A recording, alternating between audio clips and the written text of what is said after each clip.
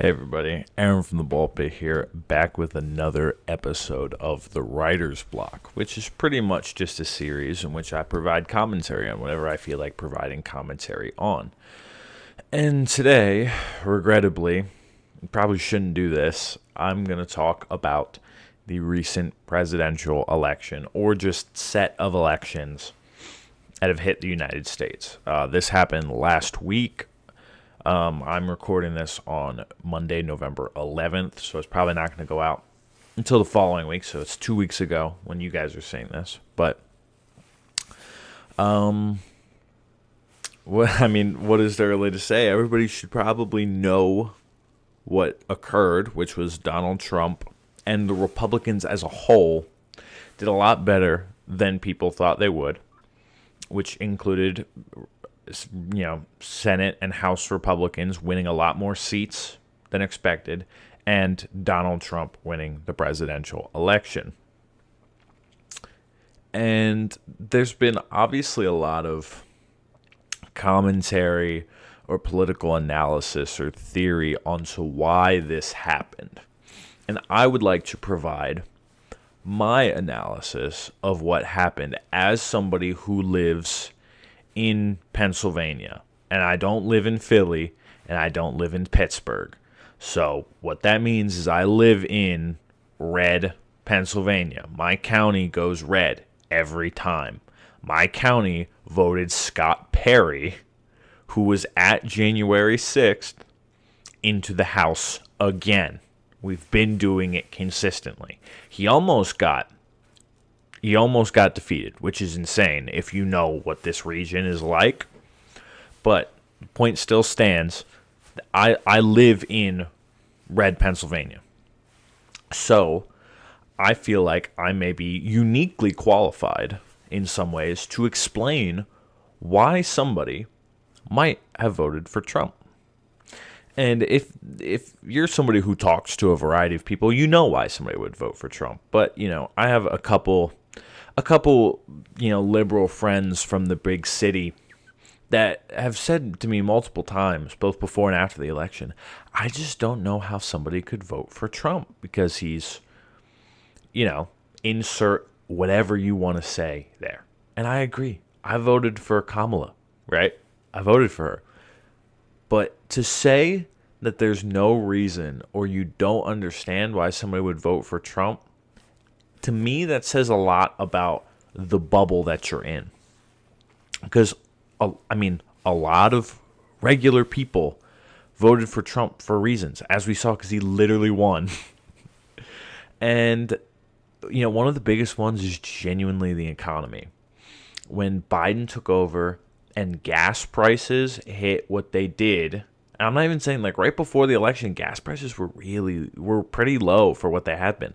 I was getting gas for 3.2, 3.3 a gallon, which was pretty good. But there was a time when Biden was in office when gas was in the fours, right? And as somebody from Central PA, our vehicles are incredibly important to us. We drive everywhere. I drive everywhere for my job, and people take their trucks or their vehicles just everywhere. Trucks are huge, right? And the thing about trucks is that they take a lot of gas, and their gas mileage is really, really bad. Meaning for a lot of people, but there's a lot of truck drivers around here. For a lot of those pickup truck drivers, gas prices killed them because they need to fill up their tank, and gas was so expensive. And just the price of everyday goods really hit people in the Appalachian Mountains. Really hit that area really badly to the point where it's people couldn't afford basic goods. And, when the Democratic candidate, Kamala, does nothing to separate herself from Joe Biden and the previous administration that she's a part of, that doesn't look good. People are like, we've been struggling these last 4 years.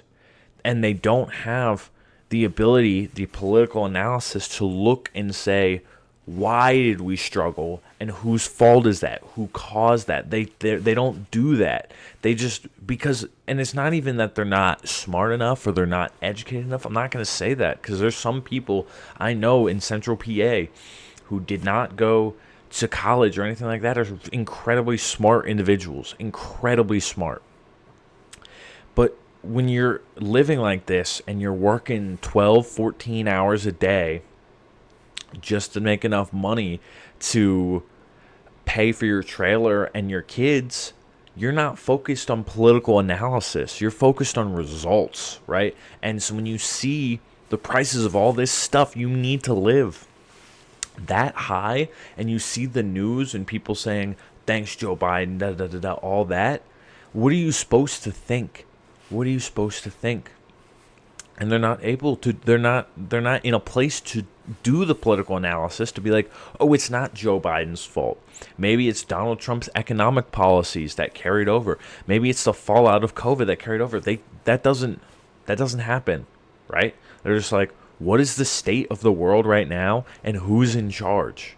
Because this needs to change. They want change, which ultimately the Democratic Party, if they weren't a group of the most useless people in the world, would be able to do something with that, right? A whole mass of people wanting change, you can work with that. You can work with that, right? And if you had a candidate that didn't just lean on the previous administration and actually tried speaking to the American public, putting forth policy that would actually benefit the American public, that would be what would get you a win. Not when somebody asks you, oh, if you were in Joe Biden's position, what would you have done differently these last 4 years? And you say nothing. You say, I can't think of anything. Do you understand what the average American has been struggling through these past 4 years? Essentially, an economic recession, right? It's hit a lot of people really, really hard. And for you not to recognize that and try to pivot away from that and say that I want to fix these problems that happened under Joe Biden, and here's how I do it, you lost millions of people. Millions of people. Joe Biden is one of the most unpopular presidents of the modern era. Do not cling to him. I do not care if you are the vice president, he's the president. I do not care if you want to still show respect to Joe Biden. I do not care why you feel that you need to stay clung onto that man. Separate yourself, because you're not gonna win otherwise. People in Central Pennsylvania have been struggling, and they tie those struggles, whether they're correct or not. I'm not getting into if they're correct or not in this video, but they tie those struggles into Joe Biden. In their mind, Joe Biden is the cause of their struggles, and the fact that you so closely connect yourself to him, in their mind, they pair you to the cause of their struggles too. To them, they'll take whatever Trump gives them if it's just even slightly better than what they've had these last 4 years, which have been really hard for a lot of people. And that's the reality of the situation. The reality of the situation is that the Democrats tried pandering, for whatever reason, to Republicans instead of pandering to the actual populace. You know, I know that this isn't really a popular opinion, possibly, but a lot of progressive policies are popular when you break it down. Instead of moving forward with progressive policies that the average American can get behind, policies are just the ability to show that you actually give a shit about the generalized, the flyover state American populace. All you did was connect yourself to the most unpopular regime that they hated and tried pandering to Republicans, saying, look at this old Republican that still supports me. Guess what? The American populace is done with the establishment. They like Donald Trump because he's anti-establishment to them. They're not thinking, oh, Donald Trump is a multi-billionaire with all these political friends, oil tycoon friends, da-da-da-da-da, whatever. He's the establishment. They don't think like that. To them, Donald Trump is anti-establishment. And when the establishment has repeatedly fucked you over so many times, how can you expect them to trust it? How can you expect them to trust it? And so when you posture yourself as the embodiment of the establishment, they don't trust you. They don't trust you. You have to be different and you have to be better. Why would you pick Tim Walz as your vice presidential candidate when you're just going to run the most centrist campaign possible? If you're going to do what the Democrats did, you pick Josh Shapiro. Josh Shapiro is incredibly popular in this state for being a Democrat. Dude, when Tom Wolf or whatever, the governor before Shapiro was in power, oh my God, you should have heard how much was being said about how bad he is by the general American public.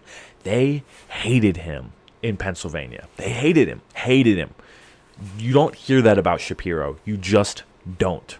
You would have locked up, I'm telling you, if you had Shapiro, you would have locked up Pennsylvania, and your vice presidential candidate wouldn't have looked like a fish out of water. The problem is you took the, probably most progressive governor in the United States, Tim Walz, and you brought him into your campaign and you forced him to get away from the stuff that he's passionate about and the stuff that he can make really powerful points about.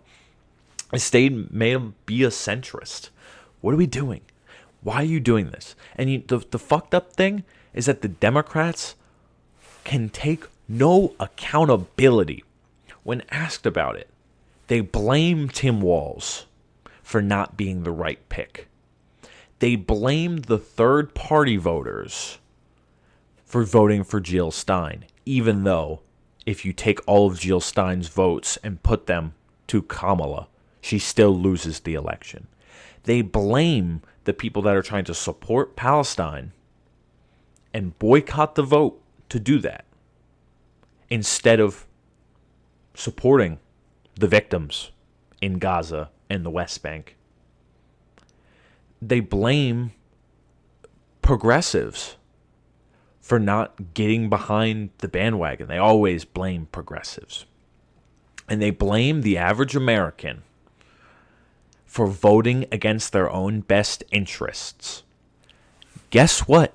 If you don't tell the American populace why voting for you is in their best interest and back that fucking talk up, why would they believe you? They consider you a liar because they consider you part of the establishment that has fucked them over. Why would they believe you? Give them something to believe in. Trump was not a popular candidate. Negative popularity level. J.D. Vance, not a popular candidate. Negative popularity level. Kamala, not a popular candidate. Negative popularity level. The only person on any of the tickets with an average popularity level in the positives was Tim Walz. Why is that? Out of the 4 people put forward, why is Tim Walz the only one people like? Number 1, you can tell that the opinions he talks about are his own. When he talks about abortion, when he talks about gun rights, when he talks about healthcare, he is incredibly fiery, he is incredibly passionate, he is incredibly energized. In the same way you can tell that Bernie Sanders' opinions are his own by the fact that he's been consistent for so long, you can tell that Tim Walz believes what he says in these avenues. Number 2, Tim Walz is the only person that feels like a real human being. Tim Walz feels like somebody I could run into at Walmart, I could run into at the mall, I could run into while fishing. It looks like a person and feels like a person that I could know. The other 3 people do not feel like people that I know in my real life. I cannot relate to them. They are unrelatable. And the entire purpose of the American political system was to have people representative of the general public be in power to represent that populace. For so long, the candidates in this country have not been representative of the people that they're in power over. And whenever you have a candidate that is, like Tim Walz, people fucking like him. So I have to say, the ball is in your court, Democrats, and you keep dropping it. Do not blame people for not voting for you. You are supposed to earn those votes. You not just get them based off of whatever, right? You don't deserve votes. You have to earn them. And until you get that through your thick fucking skull, the Republicans are going to run away with it. Unless they themselves trip over the finish line, but that is not a win for you, Democrats. That's a loss for the Republicans. I'm done. This video is too long. Now I'm mad. Stupid bunch of stupid idiots that shoot themselves in the foot repeatedly. All right. Thank you guys for watching. Bye.